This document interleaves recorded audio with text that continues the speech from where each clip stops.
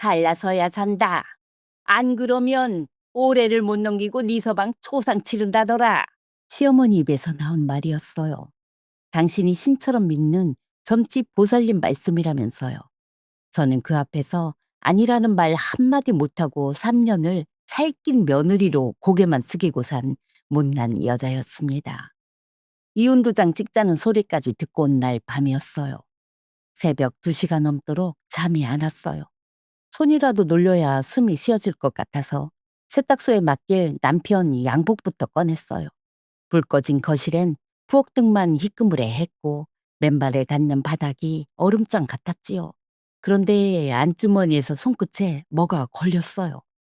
명주실로 입구를 꽁꽁 묶어놓은 빨간 비단 주머니였어요. 매듭을 푸는데 손이 왜 그렇게 떨리던지요. 노랗게 접힌 부적 한 장이 나왔어요. 붉은 글씨로 남편 이름 석자와 생년월일이 박혀 있었어요. 그리고 그 옆에 나란히 적힌 것을 본 순간 저는 그 자리에 주저앉고 말았지요. 남편 이름 옆에 나란히 적혀 있던 건 대체 무엇이었을까요? 그리고 우리 집이 지옥으로 변해간 지난 3년. 그 뒤에서는 대체 무슨 일이 벌어지고 있었던 걸까요? 사연을 시작하기 전에 좋아요 버튼을 눌러주시고 이 이야기를 어디에서 듣고 계신지 댓글에 남겨주세요. 그곳에 늘 재물복과 건강복이 가득하길 바라겠습니다. 안녕하세요. 진짜 살이라는 건 팔자에 붙는 게 아니라 사람 얼굴을 하고 대문으로 걸어 들어온다는 걸 온살림 거들나고서야 배운 40대 여자입니다. 결혼 12년 차고요. 남편은 회사에서 부장 달고 있고 저는 골목 어귀에서 10평짜리 반찬 가게를 해요. 딸아이 하나 바라보면서 차로 10분 거리 시댁에 일주일에 한 번씩 반찬을 해 나르던 그런 며느리였어요. 3년 전 그 봄까지만 해도 저는 제 팔자가 순한 줄로만 알았습니다. 친정이 시장에서 순댓국밥집을 했거든요. 저는 사골 삶는 냄새하고 국자에 대어 훈장처럼 남은 엄마 팔뚝 흉터를 보면서 컸어요. 정성은 돈이 아니라 손으로 하는 거라는 걸 저는 저희 집 부엌에서 배웠습니다. 반찬 가게는 그 손맛 하나 믿고 차린 가게였어요. 손끝 밑에 밴 참기름 냄새가 비누로 빡빡 밀어도 안 빠졌지만 부끄러운 줄 몰랐어요. 바라는 것도 크지 않았어요. 남들처럼만 내 새끼 고생 안 시키고 저녁상에 김 오르는 국 한 그릇 올리면 그걸로 좋겠습니다. 시어머니는 젊어서부터 신당에 다니시는 분이었어요.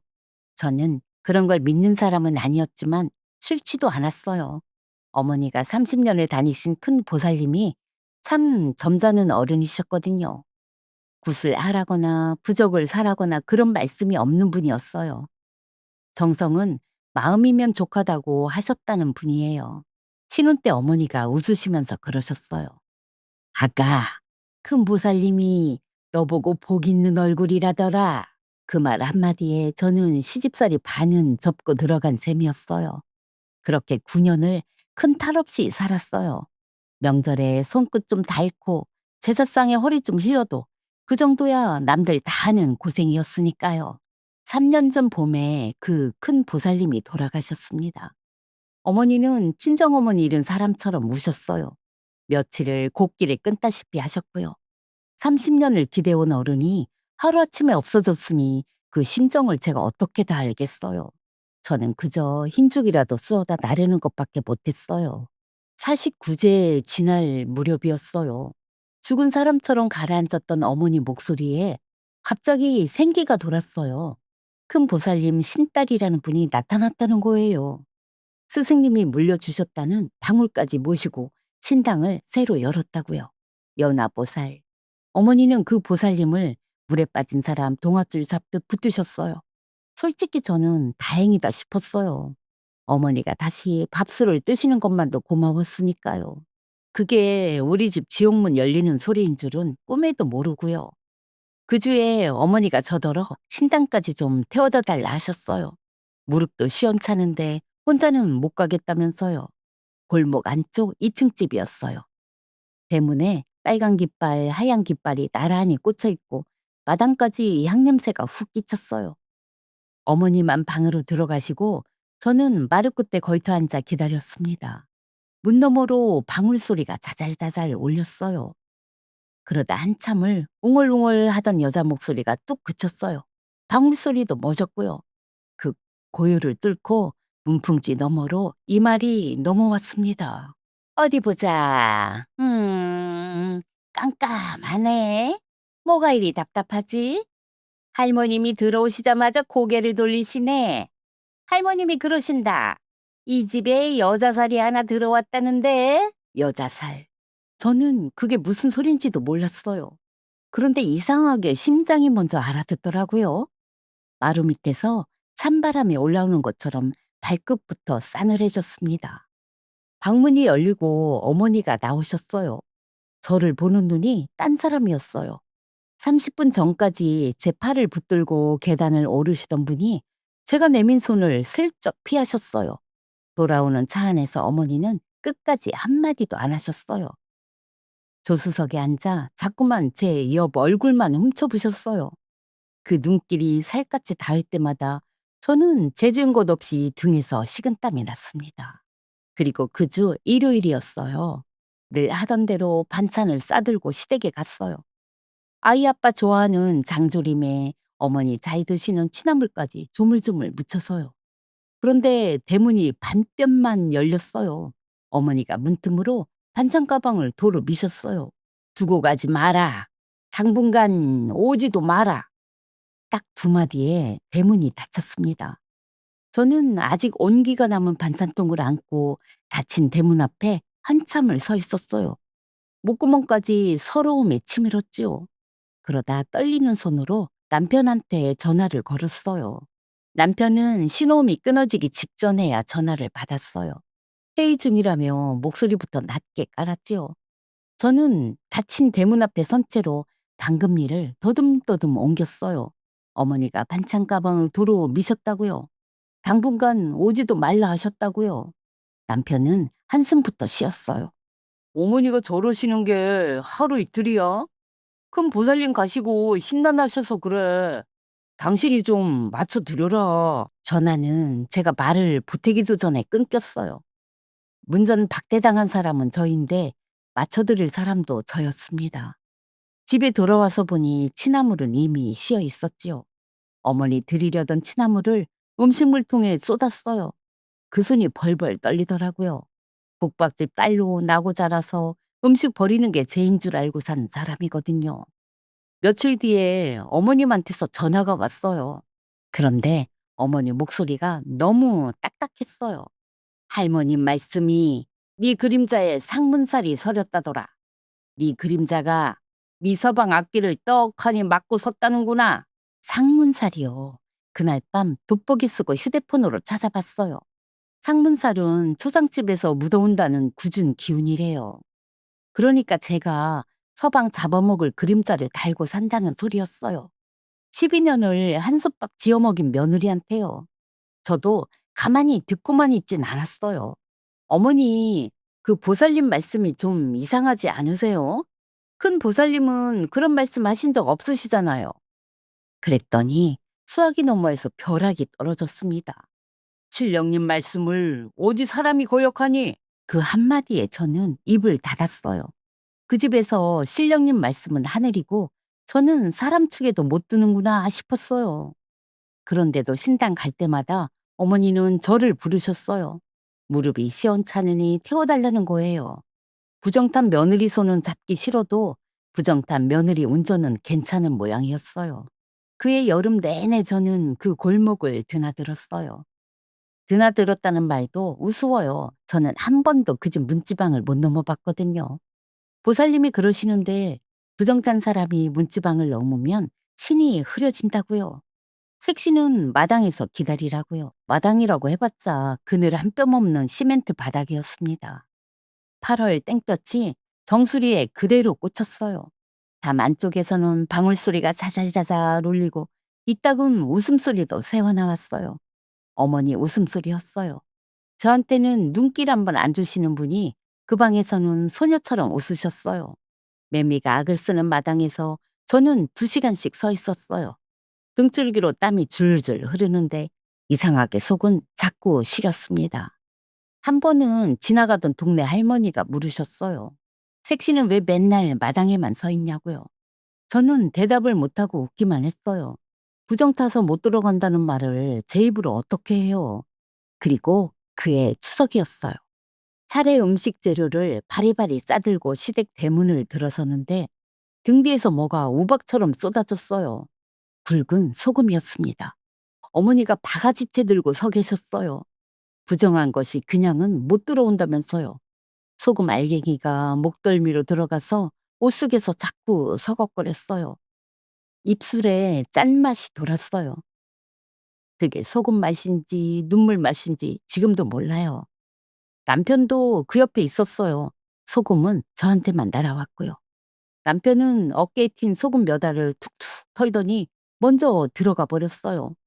어머니가 오죽하면 저러시겠냐는 말만 남기고요. 저는 대문 밖에서 혼자 머리에 앉은 소금을 털었어요.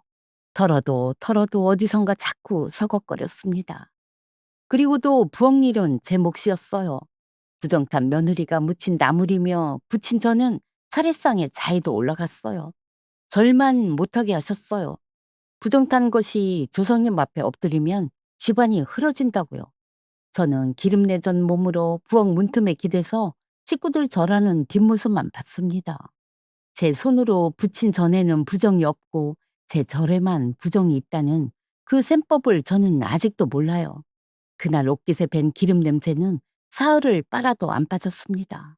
딸아이한테는 할머니가 요새 편찮으셔서 그러시는 거라고 둘러댔어요. 8살짜리가 눈치는 또 있어서 큰 집만 다녀오면 말수가 줄었어요. 저는 그게 소금보다 아팠습니다. 그 뒤로 명절이며 기제사며 대문 앞 소금은 인사가 됐어요. 저는 나중엔 아예 등부터 내주고 들어가는 사람이 됐고요. 그렇게 한 해가 갔습니다. 설 세고 얼마 안 돼서 어머니한테 전화가 왔어요. 아버님 칠순이 석 달 앞으로 다가왔다고요. 잔치 준비는 네가 도맡아서 하라셨어요. 저는 그러겠다고 대답부터 했어요. 그리고는 달력에 동그라미를 치고 그 밑에 잔치 음식부터 하나하나 적어 내려갔습니다. 석 달 내내 그 달력만 보고 살았어요. 가게 문 닫고 오면 밤마다 잔치 준비였어요. 갈비, 갈비 30근을 사흘 전부터 재우고 도라지를 밤새 찢고 식혜까지 끓이느라 새벽 부엌에 단내가 뿌옇게 앉았어요. 손목에 파스를 겹으로 묻히면서도 이를 악물었어요. 부정 탔다는 소리를 들을수록 음식만큼은 흠잡히기 싫었거든요. 그게 국밥집 딸의 마지막 자존심이었습니다. 칠순 잔치는 동네 연회장을 빌려서 했어요. 손님은 50명 넘게 왔어요. 수육이며 갈비찜이며 잡채며 상에 오른 건 태반이 제 손을 거친 음식이었어요. 그런데 잔치 시작 전에 어머니가 저를 주방 뒷문으로 부르셨어요. 그리고는 목소리를 낮춰 그러셨어요. 보살님이 그러시는데 부정탄 얼굴이 사진에 막히면 영감명이 준다더라.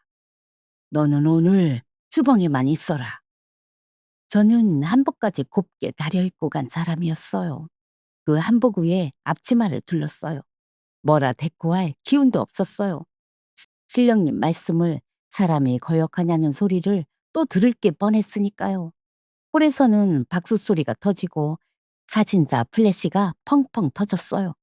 저는 주방에서 수육을 썰다가 문틈으로 그 불빛만 봤어요. 아버님이 절 받으시고 남편이 마이크 잡고 식구들이 줄줄이 사진기 앞에 서는 동안 저는 김서린 주방에서 그릇을 날랐어요. 50명 손님 중에 누구 하나 주방 안을 들여다보는 사람은 없었어요. 가족 사진 찍을 차례가 됐어요. 한복 입은 우리 딸이 쪼르르 달려와서 제 손을 잡아 끌었어요. 엄마도 같이 찍자고요.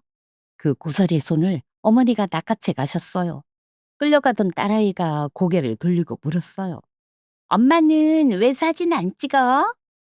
저는 웃으면서 그랬어요.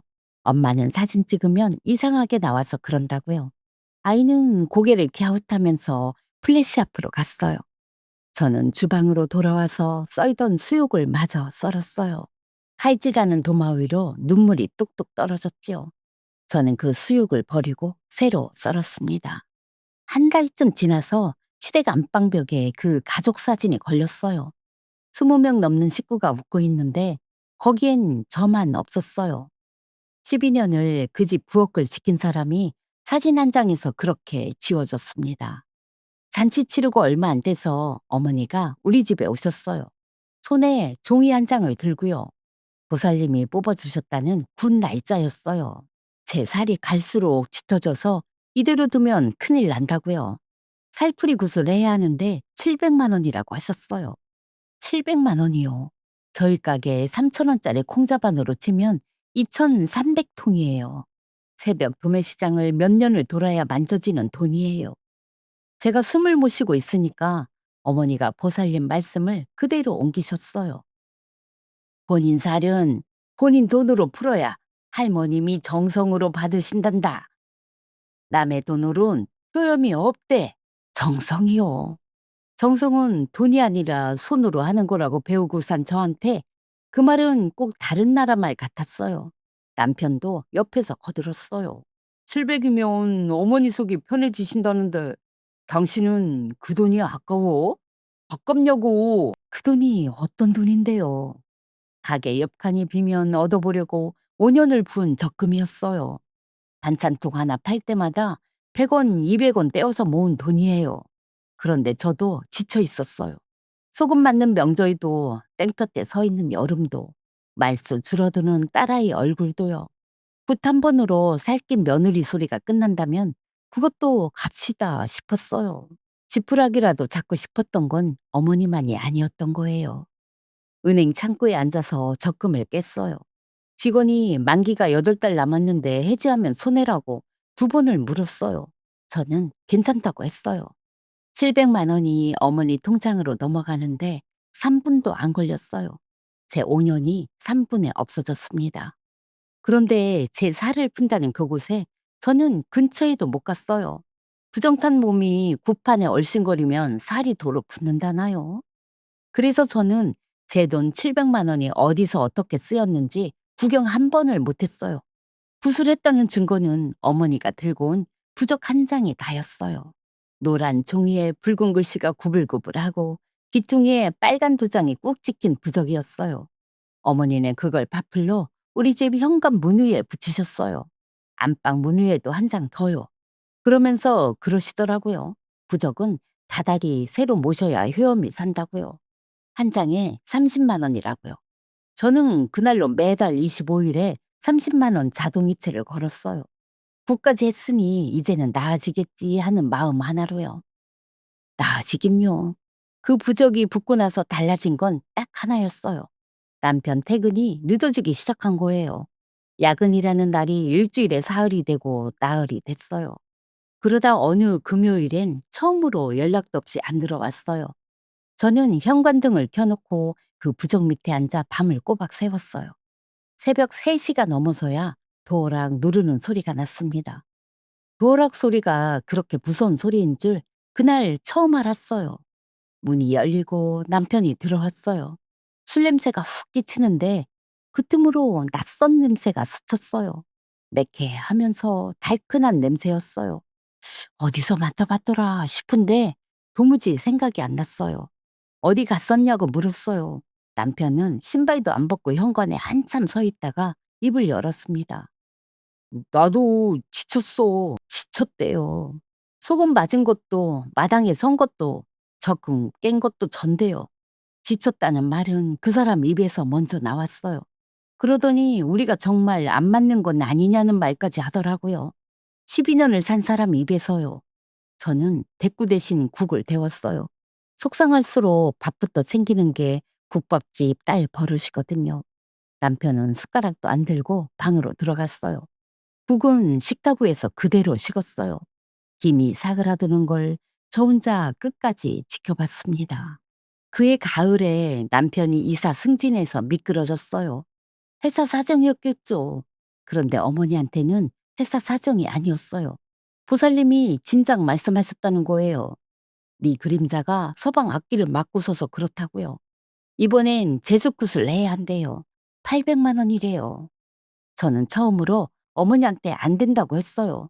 살구리 굿도 했는데 왜 또 굿이냐고요. 그랬더니 남편이 먼저 언성을 높였어요. 당신 사이 때문에 내 인생이 막혔다는데 800이 아깝냐고요. 시댁 일이라면 늘 대면 내면하던 사람이 군 얘기만 나오면 핏대를 세웠어요. 그때는 그게 왜 이상한지 몰랐어요. 그래도 제가 버티니까 어머니가 마지막 한마디를 얹더라고요. 보살님이 그러는데 어미살은 딸한테 먼저 엎는다더라. 그 말에 제가 무너졌어요. 저야 소금을 맞든 마당에 서든 견디면 그만인데 우리의 이름이 그 입에 오르내리는 건 못 견디겠더라고요. 적금 깨고 통장에 남아있던 800만 원을 보냈어요. 가게 역한 꿈의 마지막 조각이었어요. 그 겨울까지 국값이며 부적값이며 액막이 치성비며 얼마가 나갔는지 세물하다가 무서워서 그만뒀어요. 재수굿을 하고도 달라지는 건 없었어요. 아니요, 하나는 달라졌어요. 어머니가 주말마다 우리 딸을 데려가기 시작한 거예요. 어민살이 올물라 그런다면서요. 금요일마다 학교 앞에 와 계셨어요. 저는 애 뺏기는 게 무서워서 싫은 소리도 못했어요.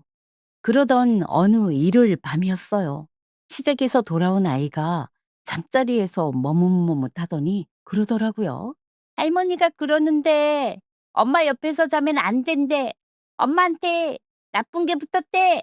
딸아이는 그 말을 하고는 지방으로 건너갔어요. 저는 그 밤 내내 아이 방문 앞 복도에 앉아 있었어요. 문틈으로 새어나오는 숨소리만 들었어요. 소금이 문제가 아니었어요. 그 여자 말 한마디가 이제 내 새끼하고 저 사이를 가르고 있었습니다. 해가 바뀌고 정월이었어요. 어머니가 마지막으로 여쭐 게 있다며 또 신당에 태워다 달라 하셨어요. 마당엔 잔설이 얼어붙어 있었어요. 시멘트 창기가 구두 밑창을 뚫고 올라왔어요. 입김 사이로 향냄새가 흘러나왔어요. 방울 소리가 한바탕 울다가 뚝 그쳤어요. 그리고 문풍지 너머로 그 여자 목소리가 넘어왔어요. 여느 때보다 크고 뚜렷했어요. 꼭 마당에선 저 들으라는 것처럼요. 어디 보자. 할머님이 말씀하신다. 갈라서야 산다. 올해를 못 넘긴다. 이 집 장남 넥타이가 3배로 바뀌는 게 자꾸 보인다고 하신다. 나도 무서워. 나는 전할 말만 전하는 사람이야. 3배요. 방 안에서 어머니 곡소리가 터졌어요. 저는 언마당에 서서 다리가 풀렸어요. 무서운 건 그 말이 아니었어요. 그 말을 철석같이 믿을 어머니하고 그 곁에서 입 다물고 있을 남편이었어요. 그 길로 어머니는 저를 시댁 안방에 앉히셨어요. 상우에 누런 서류 봉투하고 빨간 인주가 놓여 있었어요. 봉투는 진작부터 준비돼 있던 거예요. 남편도 그 옆에 앉아 있었어요. 제 눈을 안 보고 방바닥만 봤어요. 말리는 말 한마디가 없었어요. 어머니가 봉투를 제 앞으로 미셨어요. 얘야, 사람이 죽고 사는 일이다. 신령님 말씀을 어디 사람이 거역하니? 도장 찍자. 의자료는 섭섭잖게 챙겨주마. 저는 인주 대신 제 가방을 집었어요. 생각할 시간을 달라는 말만 남기고 그 방을 나왔어요. 마루를 지나는데 등 뒤에서 어머니가 소금단지 여는 소리가 들렸습니다. 저는 어떻게 운전해서 집까지 왔는지 기억도 안 나요. 정신을 차려보니 아파트 주차장이었어요. 현관 비밀번호를 누르는데 문 위에 붙은 노란 부적이 눈에 들어왔어요. 다달이 30만 원짜리요. 저 종이가 지켜준다던 우리 집이 이 꼴이 됐어요. 저는 불도 안 켜고 캄캄한 거실로 들어섰지요. 그날 밤 저는 한숨도 못 잤어요. 이은설이 봉투가 눈앞에 어른거리고 삼배 넥타이 소리가 귓가에서 안 떠났어요. 새벽 2시가 넘도록 천장만 보다가 몸을 일으켰어요. 손이라도 놀려야 숨이 쉬어질 것 같았거든요. 그럴 때 저는 늘 살림을 붙들어요. 마침 세탁소에 맡길 남편 양복이 눈에 들어왔습니다. 불 꺼진 거실엔 부엌등만 희끄무레 했어요. 맨발에 닿는 바닥이 얼음장 같았어요. 양복 주머니를 하나하나 확인하는데 안주머니에서 손끝에 뭐가 걸렸어요. 명주실로 입구를 꽁꽁 묶어놓은 빨간 비단 주머니였어요. 매듭을 푸는데 손이 왜 그렇게 떨리던지요. 노랗게 접힌 부적 한 장이 나왔습니다. 붉은 글씨로 남편 이름 석자하고 생년월일이 박혀 있었어요. 그리고 그 옆에 나란히 적힌 이름을 봤어요. 최정미? 모르는 여자 이름이었어요. 그 밑에 생년월일까지 나란히 적혀 있는데 생년이 남편하고 같은 애였어요. 심장이 발밑으로 뚝 떨어졌어요. 부부 궁합 보듯 남녀 이름을 한 종이에 묶어놓은 부적이었어요. 그 자리에 주저앉아서 별 생각을 다 했어요. 회사 동료 부탁으로 맡아둔 건가? 그런데 남편 이름이 왜 거기 있어요? 명주실로 꽁꽁 묶어서 왜 심장 쪽 주머니에 품고 다녀요? 그때 부적에서 냄새가 올라왔어요. 매캐하면서 달큰한 냄새요. 새벽 3시 남편 몸에서 스치던 바로 그 냄새였어요. 그제야 알았어요. 그게 향타름 냄새였다는 걸요. 그 사람이 밤마다 어디를 드나들었는지 냄새가 진작부터 알려주고 있었던 거예요. 저는 식탁 의자를 현관으로 끌고 갔습니다. 문 위에 붙은 부적을 뗐어요. 밥을 마른 자리가 푹 소리를 냈어요. 안방 문 위에 붙은 것까지 떼서 식탁에 석장을 나란히 놓고 휴대폰 불빛을 비췄어요. 기퉁이 빨간 도장이 똑같았어요. 점 하나 휙 하나까지요. 우리 집을 지켜준다던 부적하고 남편 품속에서 남녀 이름을 묻고 있던 부적이 같은 신당에서 나온 종이었어요.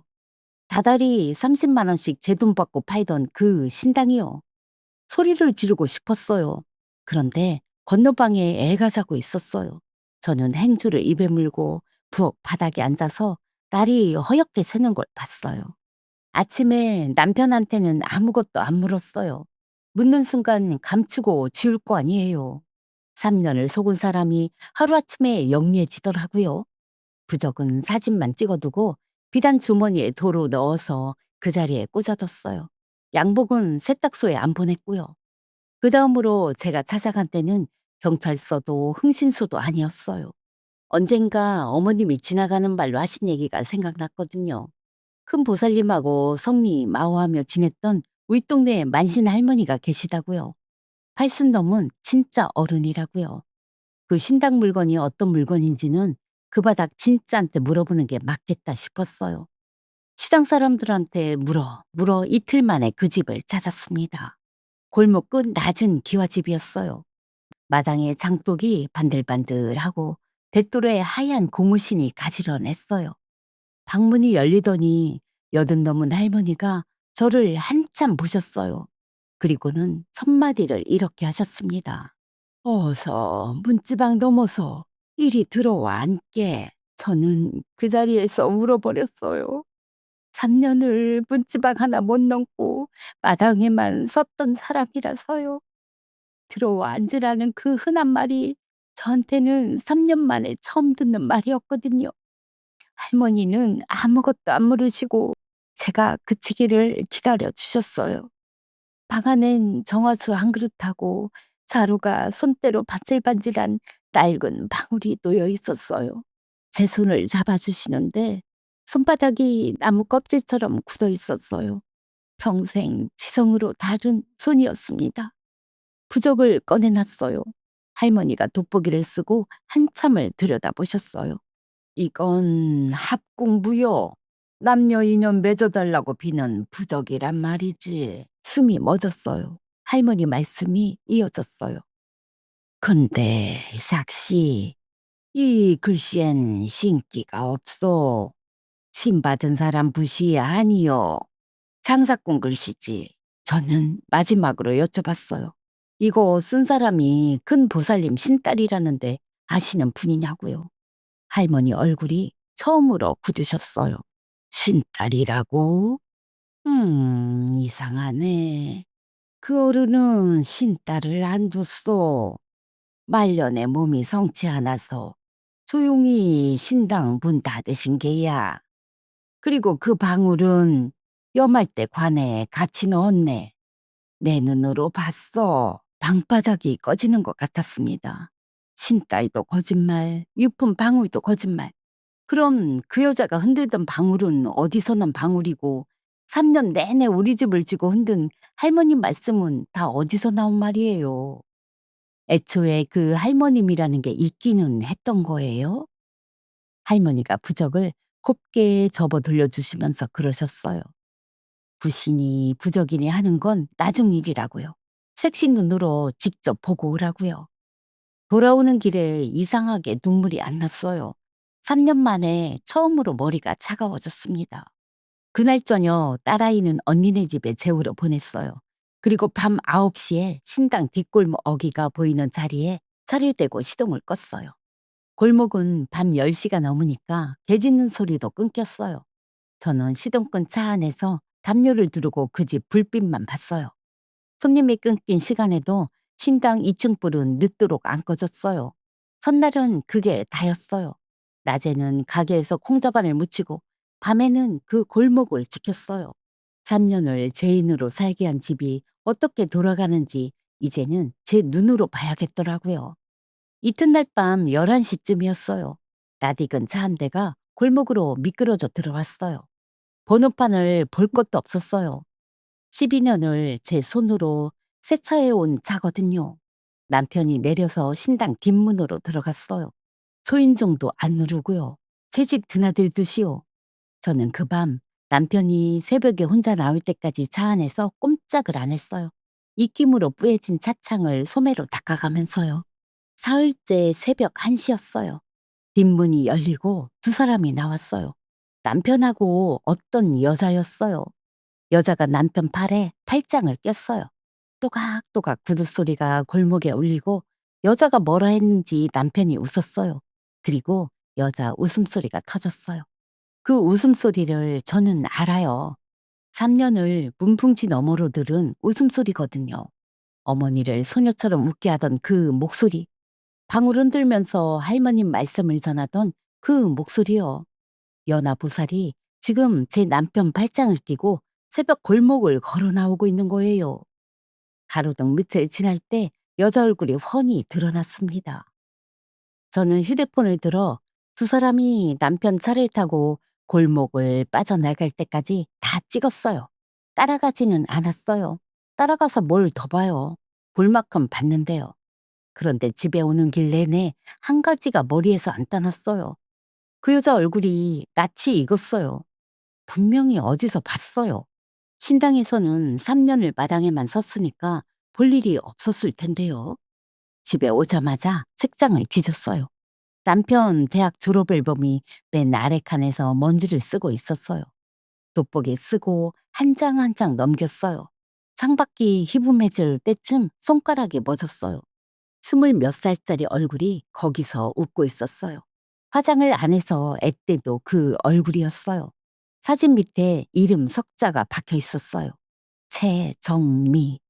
부적 속 그 이름이요. 남편하고 같은 과였어요.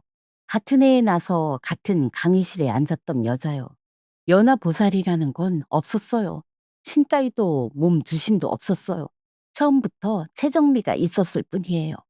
그런데 소름은 그 다음이었습니다. 저는 안방 장롱 깊숙이 넣어둔 혼수함을 꺼냈어요.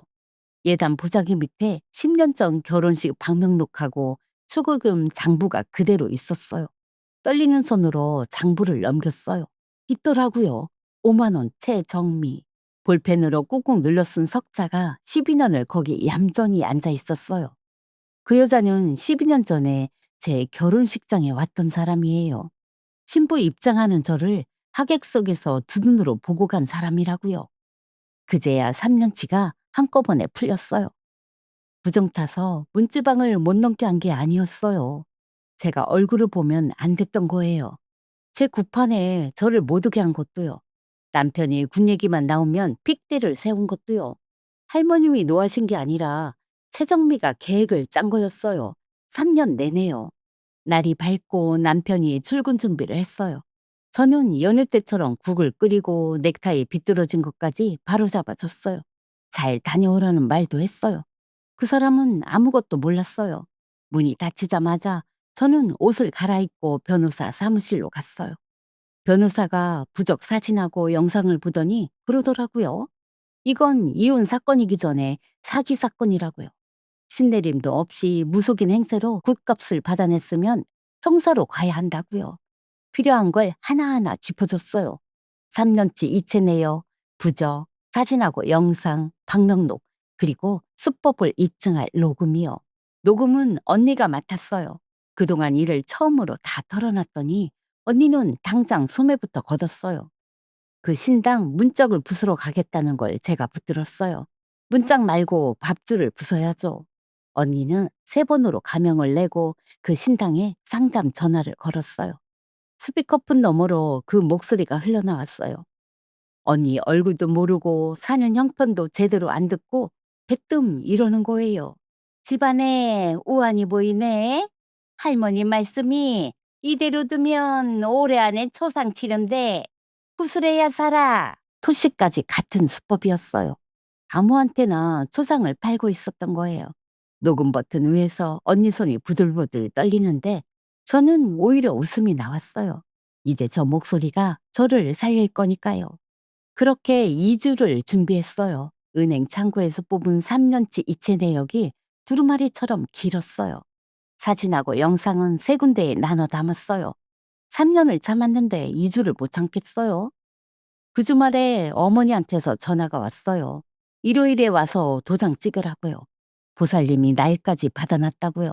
저는 짧게 대답했어요. 가겠다고요. 전화를 끊고 가방에 하나씩 챙겨 넣었어요.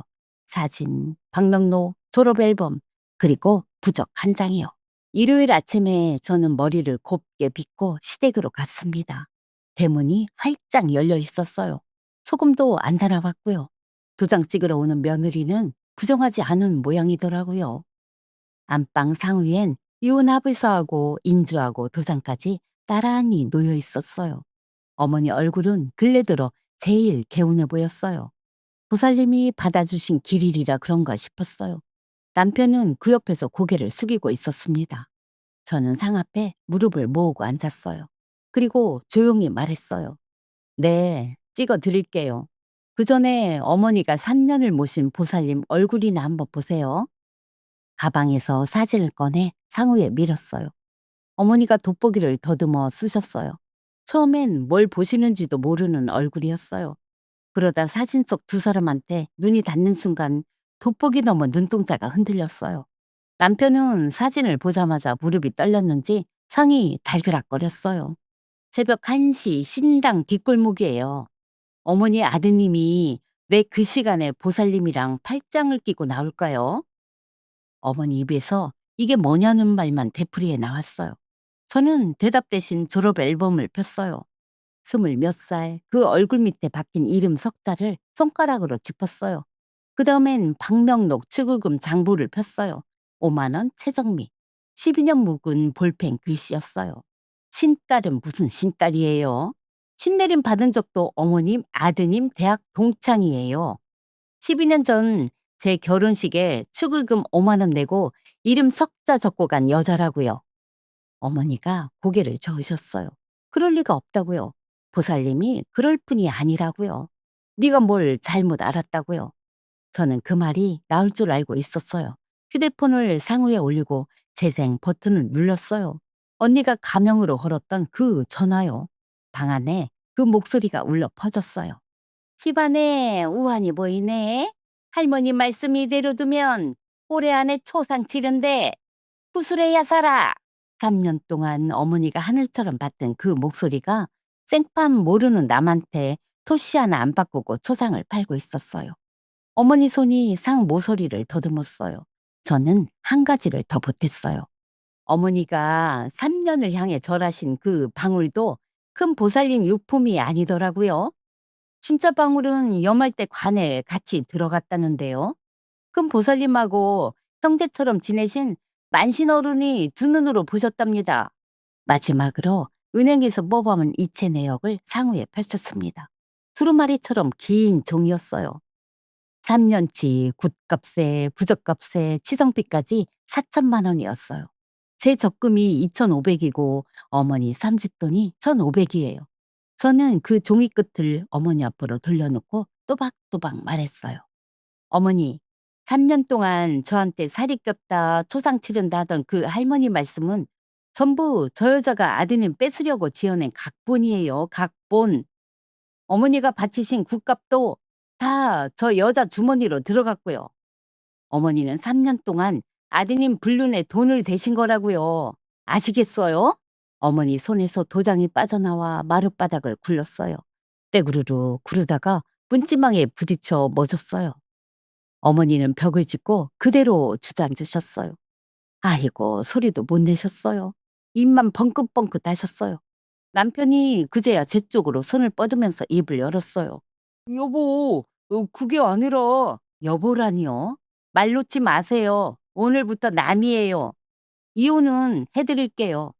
어머니 말씀대로 말고 법대로요. 저는 합의서 위에 놓인 인주 뚜껑을 닫았어요. 이상해서 찍을 도장은 없으니까요. 찍을 도장은 이제 법원에 있으니까요. 가방을 들고 일어나 마루를 지나는데 벽에 걸린 가족 사진이 보였어요. 20명이 웃는데 저만 없는 그 사진이요. 3년을 아프던 사진인데 그날은 처음으로 다행이다 싶었어요. 저 액자 속에 안 박히길 잘했다 싶더라고요. 대도를 내려서는데 소금단지가 그 자리에 그대로 있었어요. 등 뒤에서는 아무 소리도 안 났습니다. 소금도 곡소리도요. 저는 뒤 안 돌아보고 대문을 나왔습니다. 다음날 아침 제일 먼저 간 곳은 경찰서였어요. 저는 접수창구에 고소장을 올려놨습니다. 사람들이 그러잖아요. 법은 느리다고요. 그런데 3년을 기다려본 사람이라 그런지 몇 달은 아무것도 아니더라고요. 저는 그동안 가게 문을 하루도 안 닫았어요. 새벽장 보고 남을 묻히고 저녁이면 딸아이 숙제를 봐줬어요.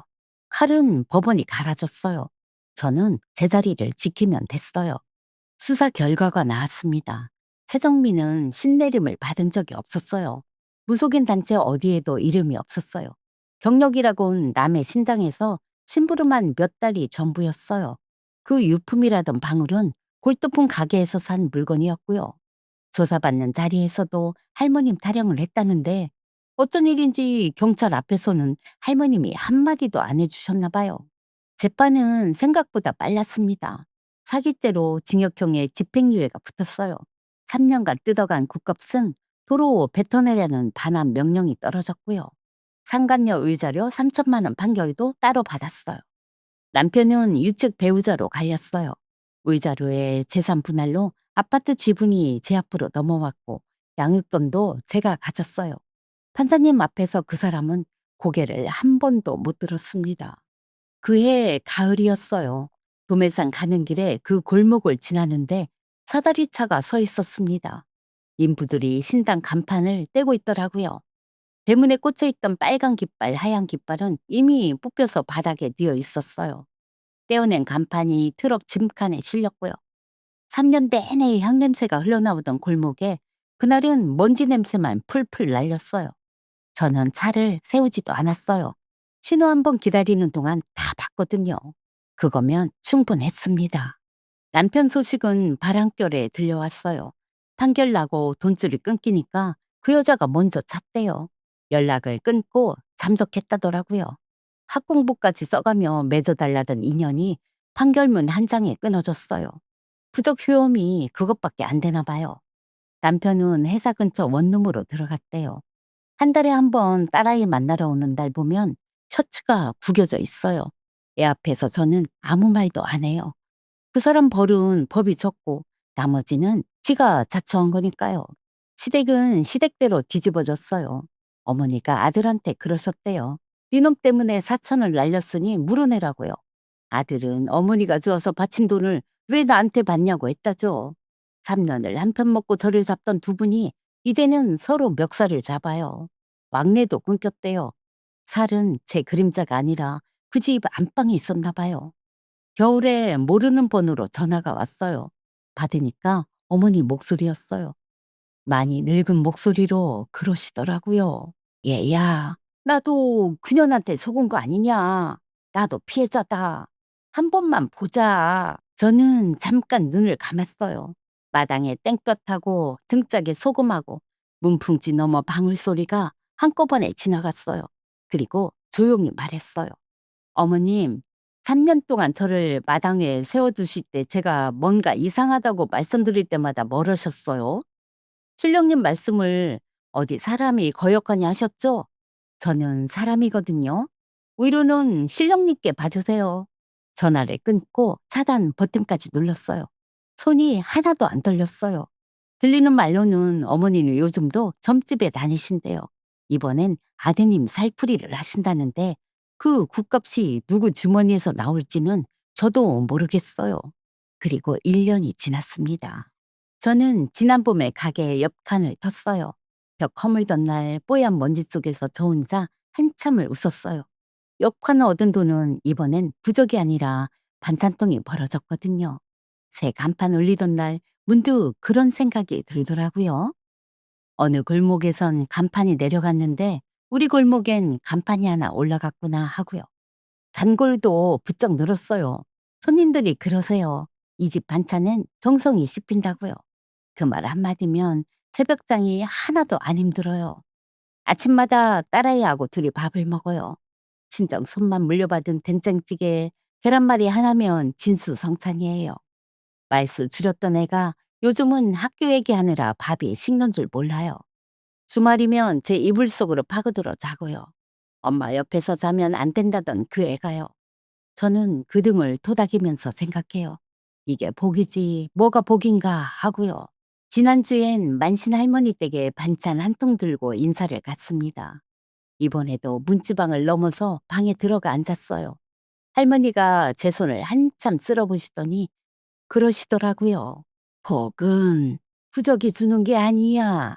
사람이 짓는 거야. 저는 그 말을 종이에 적어서 가게 계산대 앞에 붙여놨어요. 부적 대신에요. 용서했냐고요? 아니요. 저는 그 사람들 용서한 적 없어요. 그냥 잊고 살 만큼 바빠졌을 뿐이에요. 미워하는데 쓸 시간에 나물 한 가지를 더 묻혀요. 그게 제 방식의 살풀이에요. 마지막으로 이 말씀은 꼭 드리고 싶어요. 진짜 살은 팔자에 끼는 게 아니더라고요. 남의 입을 빌려서 내 식구를 의심하게 만드는 사람, 그 사람이 살이에요. 부적 100장이 쉽고 말 한마디만 못해요. 굿 10번 할 정성으로 곁에 있는 사람 한 번만 믿어주세요. 긴 사연 들어주셔서 고맙습니다. 네, 지금까지 은영 씨 사연이었습니다. 저는 이 사연을 받아들고 며칠을 품고 다녔어요. 자꾸 한 장면에서 멈춰지더라고요. 그 요란한 대질 장면도 아니고 간판 내려가는 장면도 아니에요. 팔순만신 할머니가 문지방 넘어 들어와 앉으라고 하니까 은영 씨가 울어버리는 장면이요. 사람이 무너지는 건 큰 매가 아니에요. 들어와 앉으라는 그 흔한 말 한마디를 3년 만에 들었을 때 무너지는 거예요. 여러분 인생에도 그런 마당이 하나씩 있었을 거예요. 들어오란 소리를 못 듣고 서성이던 자리요. 시대의 문간이었을 수도 있고 남편 등뒤였을 수도 있고 다 키운 자식 집 현관 앞이었을 수도 있어요. 거기 서 있던 게 여러분이 못나서가 아니에요. 그 시절엔 그게 도리인 줄 알았던 것뿐이에요. 그러니 오늘은 그 마당에 서 있던 젊은 날의 나를 이제 그만 방으로 불러들여 주세요. 그럴 힘이 지금 여러분한테 있습니다. 그리고 이 말씀은 꼭 드려야겠어요. 저는 이 사연 속 시어머니가 밉다가도 한편으론 겁이 나요. 30년 기대던 어른을 잃고 허해진 그 자리로 사기꾼이 걸어 들어왔잖아요. 나이 들수록 외로움은 자리를 남기고 나쁜 것들은 그 자리 냄새를 귀신같이 맡아요. 전화기 너머로 자식 목소리를 흉내내는 것들도 있고 용하다는 소문으로 쌈짓돈을 노리는 것들도 있어요. 그러니 우리 딱 하나만 약속해요. 마음이 허한 날엔 돈 달라는 의로 말고 사람한테 가세요. 그리고 어떤 말이 참말인지 헷갈리거든 이것만 대보세요. 곁에 있는 내 사람을 의심하게 만드는 말은 100이면 100, 다 가짜예요. 진짜 좋은 말은 사람을 믿었게 하지 사람 사이를 가르지 않아요. 이 방에는 문지방이 없어요. 마당도 없고요. 여러분은 언제든 그냥 들어와 아랫목에 앉으시면 돼요. 댓글창이 이 방 아랫목이에요. 오늘 사연 들으신 마음도 여러분 살아온 이야기도 편하게 부려놓고 가세요. 제가 다 읽어요. 구독하고 좋아요 눌러주시는 건 이 방에 군불 떼두시는 거고요. 삼복더위가 한창이에요. 더위 먹지 않게 끼니 거르지 마시고 미지근한 물이라도 자주 드세요. 오늘도 부엌에서 버스에서 가게에서 이 목소리 곁에 두어주셔서 고맙습니다. 여러분은 오늘도 잘 살아내셨어요. 사랑합니다. 지금까지 친정엄마의 사이다 라디오였습니다.